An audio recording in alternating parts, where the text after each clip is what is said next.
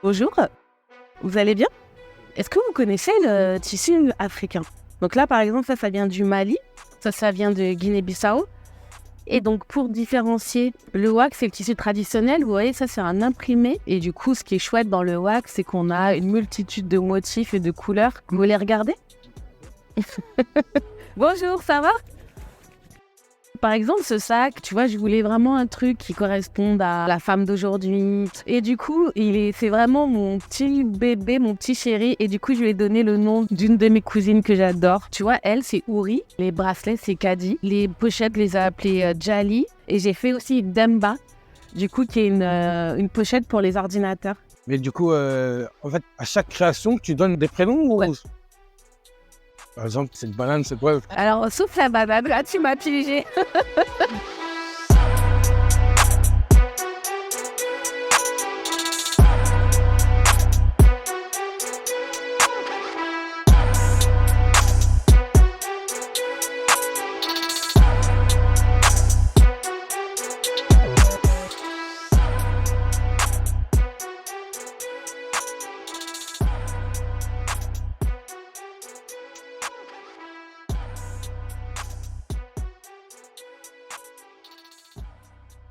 Alors, mon lien à l'Afrique, en fait, je suis franco-ivoirienne. Ma mère est française, de Lorraine. J'ai grandi en France et j'ai grandi loin de mon père. Je l'ai rencontré assez tardivement. Quand j'ai eu la chance de pouvoir retrouver mon père, très vite, j'ai organisé mon premier voyage en Côte d'Ivoire. Et la première fois que je suis allée, là, ça a été...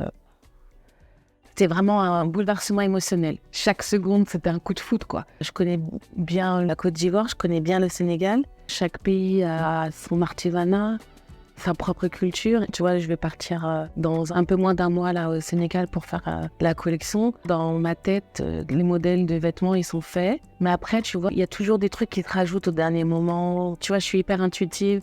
Je me laisse aller, je me mets pas de pression. Ça se trouve, tu vois, je vais rencontrer quelqu'un ou trouver un tissu qui va m'inspirer et ça va changer complètement les choses. Ce qui vraiment m'inspire avant tout, c'est quand je suis en Afrique et que je vois les femmes comme elles portent leurs vêtements, les couleurs, les artisans que je croise. Par exemple, un jour, je me suis trompée dans le village et je suis arrivée dans une ruelle des ébénistes et là... c'était la caverne d'Ali Baba, enfin, c'était génial, ils étaient en train de tailler le bois. Et c'est ça, tu vois, c'est les rencontres, les gens, la vie.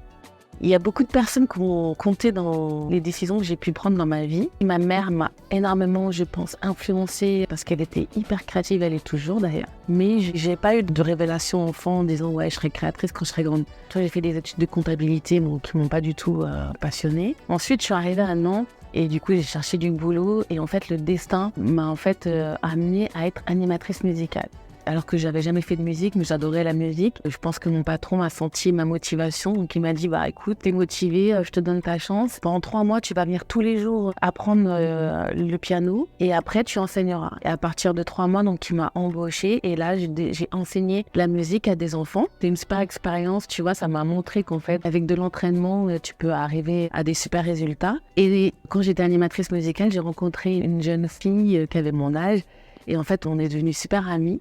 Et en fait, sa mère, elle était créatrice. Sa façon de travailler, mais ça a transformé ma vie. Elle était entourée d'artisans qui vendaient leurs trucs sur le marché. Et en fait, cette liberté, cette façon de vivre, tu vois, de choisir tous les jours ta façon de travailler, ce que tu vas créer, que tu vas produire, comment tu le fais, dans quelles conditions. Mais en fait, c'est ça qui m'a donné le goût de l'entrepreneuriat, de l'artisanat. Et je remercie beaucoup Francine, franchement, parce qu'elle a changé ma vie et elle m'a donné ce goût pour ce métier. Et depuis, tu vois, même si j'ai pas toujours gagné d'argent, mais en fait, j'adore ce que je fais et mes journées, quoi.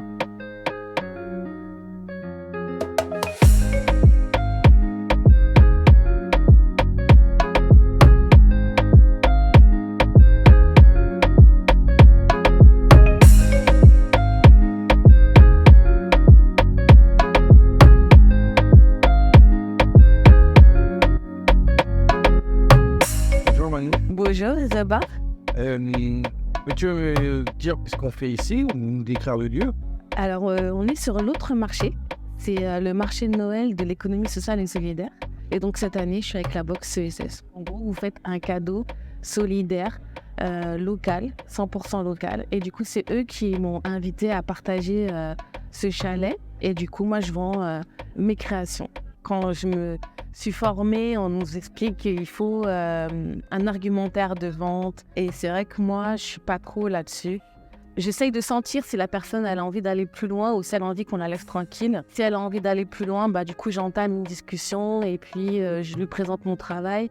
Mais tu vois, j'essaye d'être vraiment intuitive et de sentir si les gens ils ont envie qu'on les laisse juste regarder ou s'ils ont envie d'avoir plus d'infos. Et puis après, s'ils sont vraiment demandeurs de trucs, alors là, ça peut durer longtemps. Là, tu vois, ces bagues, c'est des poids qui sont d'une ethnie ivoirienne qu'on utilisait pour peser l'or. Et c'est pour ça qu'il y a différentes tailles de poids. Et du coup, maintenant, on en fait des bijoux ou tu vois, des accessoires sur des vêtements. Et j'aime bien, voilà, c'est un peu la petite touche que j'ai de Côte d'Ivoire. J'adore créer, bricoler, découvrir des nouvelles techniques. Donc, et voilà, j'adore fabriquer et je pense, c'est maman qui m'a transmis ça. Maman, c'est la partie créative et du coup, mon père est ivoirien. Et en fait, quand j'ai été la première fois en Côte d'Ivoire, j'ai eu un coup de foudre pour l'Afrique et pour tous les tissus.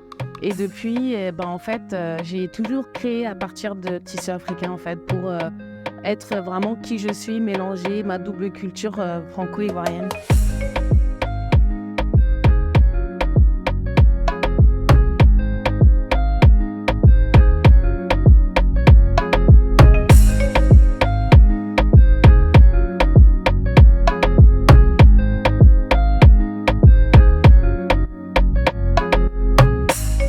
Mes premières créations n'étaient pas très, très, très jolies.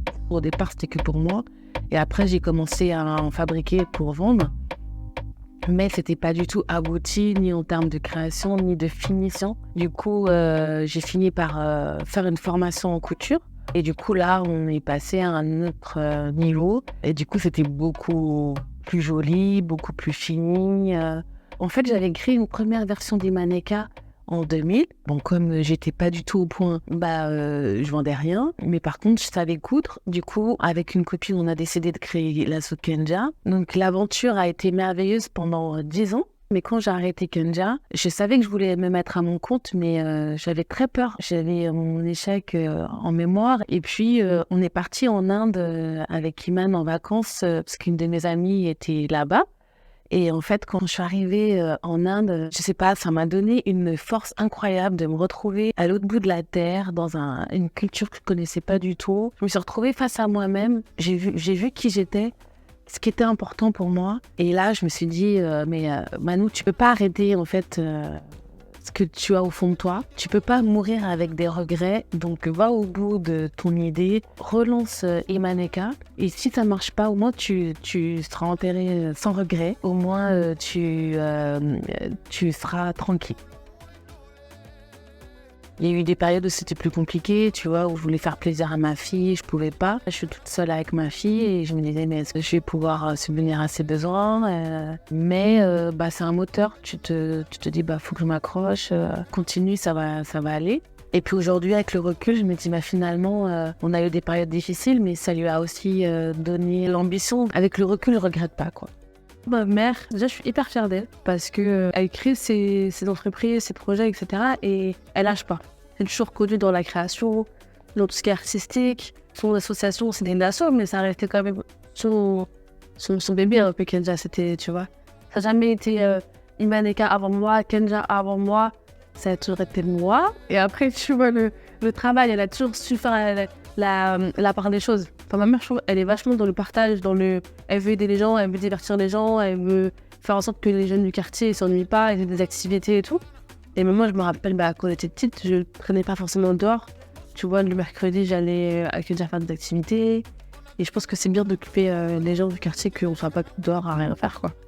Je me suis rendu compte de la richesse qu'il y avait dans ce quartier, que ce soit la richesse culturelle, la richesse humaine et aussi les savoir-faire. Et du coup, j'avais vraiment à cœur de mettre ça en valeur. Et c'est pour ça qu'avec Kenja, on a fait énormément d'événements qui mettaient vraiment cette richesse en avant.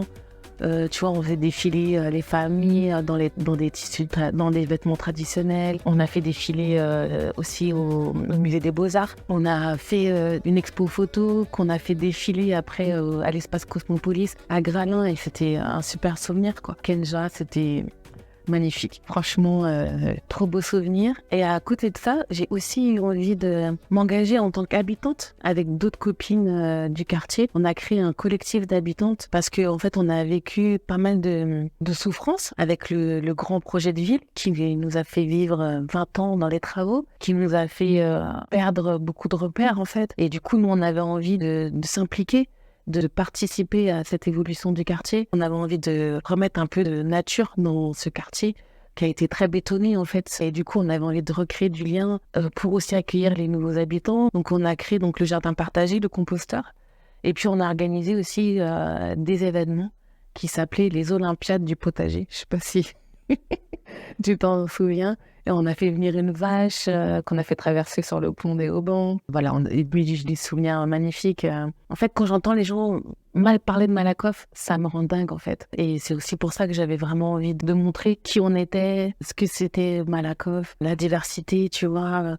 Enfin, le racisme, ça me touche, tu vois. Moi, je suis vraiment et noire et blanche. Voilà, l'injustice, le racisme, les préjugés. C'est des trucs qui me touchent trop et j'ai vraiment envie de créer du lien. Comme moi, tu vois, j'ai pu souffrir de solitude par moments, de manque de compétences, de manque de réseau, de manque de financement. Et je me dis qu'ensemble, en fait, on peut vraiment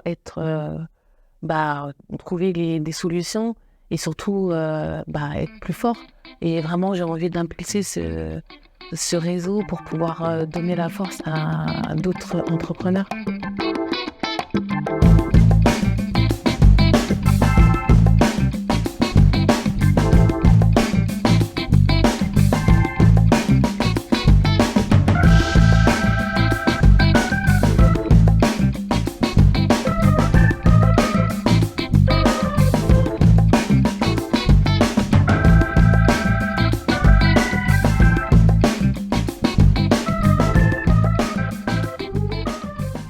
J'ai vraiment senti que j'avais besoin de développer mes compétences, même si le fait d'avoir appris par moi-même, ça a beaucoup développé ma façon de fonctionner et de développer ma créativité. Mais du coup, j'ai fait plusieurs mini-formations avec la Chambre des métiers qui ont des formations vraiment très adaptées. Et là, dernièrement, donc, j'ai fait une formation avec les déterminés. Et là, c'était top, vraiment génial. En plus, je pense que ça arrivait à une période de ma vie où j'avais vraiment besoin d'être en collectif. Et du coup, ça m'a permis de faire vraiment une remise à niveau sur tout ce dont un entrepreneur a besoin pour vraiment développer son entreprise. Donc, tout ce qui est commercial, communication, mais aussi gestion. Et vraiment, là, je me sens, on va dire, complète. Parce qu'avant, voilà, j'étais une couturière qui a créé une entreprise et qui apprend au jour le jour. Là, maintenant, j'ai l'impression d'avoir les outils nécessaires pour développer mon entreprise. Alors j'ai la perspective d'ouvrir un concept store. Aujourd'hui, ça me convient plus de travailler ici chez moi toute seule. En fait, pendant le confinement, j'ai pu partager une boutique avec d'autres créateurs dans la galerie de Beaulieu. C'était pas ma première expérience de boutique partagée, mais je pense que là, après Covid, j'étais arrivée à un niveau d'insatisfaction personnelle qui a fait que quand j'ai partagé cette expérience avec ces créatrices, en fait, je me suis vraiment rendu compte que ça me faisait beaucoup de bien. Et je me suis dit, mais voilà, en fait, plutôt que d'ouvrir une boutique toute seule, je vais ouvrir une boutique avec d'autres créateurs. Donc l'idée, ce serait ça, tu vois, de pouvoir partager dans le même espace de la mode, de la déco, de l'épicerie fine, des cosmétiques et également des jouets, des livres, le tout autour de la culture africaine. Et j'irai au-delà, tu vois, de vendre des produits. J'ai envie que ce soit vraiment un espace de rencontre pour que les gens puissent se poser, rencontrer les créateurs, mais aussi, tu vois, pouvoir faire aussi des activités comme faire des ateliers créatifs ou apprendre à utiliser les cosmétiques. Donc vraiment un espace multidisciplinaire et un espace de rencontre. Donc c'est ça mon projet, mon rêve.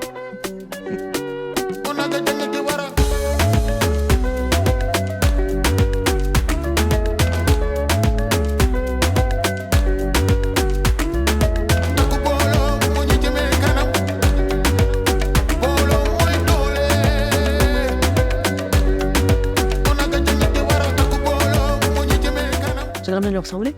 J'aimerais bien avoir autant de projets qu'elle. Je pense pas autant. Je suis moins créative qu'elle. Je sais que ma mère elle a tout le temps plein d'idées. Mano, pour moi, c'est un tableau d'un grand peintre qui évolue en permanence, qui se magnifie avec le temps. Ça donne de la force pour dire qu'on peut réussir. Et je sais que, tu vois, là, elle fait toujours des formations, elle est toujours en train d'apprendre de nouvelles choses. Peu importe l'âge, peu importe la situation, peu importe tout. Et même en étant une femme, tu peux réussir à créer ton entreprise, à monter tes projets et tout. Et à toujours apprendre de nouvelles choses, à toujours se valoriser, tu vois, à toujours acquérir de nouvelles compétences. Ensuite, il y a la détermination. Mano le reflète très bien. La vie lui a pas laissé le choix de toute façon. Elle est faite pour être déterre. Je sais qu'elle est déterre, je sais qu'elle sait ce qu'elle veut, et elle sait ce qu'elle veut pas. Et je pense qu'elle a les moyens pour réussir tout ce qu'elle veut. Donc c'est qu'une question de temps, on va dire. Chaque jour en son temps, les choses viennent quand t'es prêt. Donc je pense que j'ai une confiance avec Lauriane. Vraiment. Ce qui m'a donné confiance, je pense que c'est ma passion. J'adore apprendre, j'adore trouver comment faire, bricoler. C'est ça qui me nourrit en fait, tu vois, tous les jours d'apprendre des nouvelles choses. Et puis, la foi qu'un jour ça allait marcher et que tu vois, j'allais pouvoir en vivre. Pourquoi cette voie Je sais pas, je pense que tu sais, tout est écrit dans la vie. Je pense que c'était mon destin et des fois où j'étais en grosse galère, je me disais mais je me vois pas faire autre chose en fait. Enfin, c'est moi à 100% quoi. Les échecs de ma vie ont vraiment construit qui je suis aujourd'hui. Enfin, c'est vraiment ultra instructif en fait un échec. À chaque fois, tu essayes de rebondir et ça te donne un petit élan supplémentaire en fait. La force qui est tirée des échecs, à mes yeux, elle réside déjà dans le fait qu'elles permettent de préciser le désir de la personne. Ces échecs, ce sont en fait des tentatives pour aller là où elle veut. Et à chaque fois, en fait, ça se précise. Et Mano, elle a beaucoup de sagesse en elle, beaucoup d'amour. Et je crois qu'en fait, tous ces échecs-là font que ça fait grandir cette lumière, cet amour et cet équilibre-là, il est fort. Finalement, c'est aussi ce qui a fait ce que je suis. Tu vois, ça a développé ma sensibilité, ça a développé mon humanité, ça a développé ma créativité. Quoi qu'il arrive, faut oser y aller. La route est aussi intéressante que la finalité. Tu vois ce que je veux dire? Cool. Pour conclure cette journée intense, est-ce que tu as un conseil à donner aux plus jeunes qui vont forcément te regarder? Pour rester fidèle à ce que je suis, je dirais qu'il faut mettre de la passion dans ce qu'on fait. Parce que du coup, quand on met de la passion, de l'amour, c'est plus facile. Ça ne te dérange pas de passer des heures à faire un truc que tu kiffes en fait. Et le deuxième conseil, de se faire accompagner. Aujourd'hui, il y a beaucoup de dispositifs pour aider les jeunes à monter leurs projets. Et je pense que mieux tu te prépares et plus tu as de chances de réussir ton projet. Aussi, des vrais amis, des vrais soutiens essentiels. En fait, je me rends compte que j'ai vraiment de la chance. Je suis super bien entourée. J'ai vraiment des gens purs, sains et bienveillants autour de moi. Et ça aide beaucoup, quoi. Mais voilà, merci à tout le monde, à ceux qui ont partagé ma vie et qui m'ont amené là où je suis aujourd'hui. Et merci à toi pour cet échange intéressant et riche. Et merci.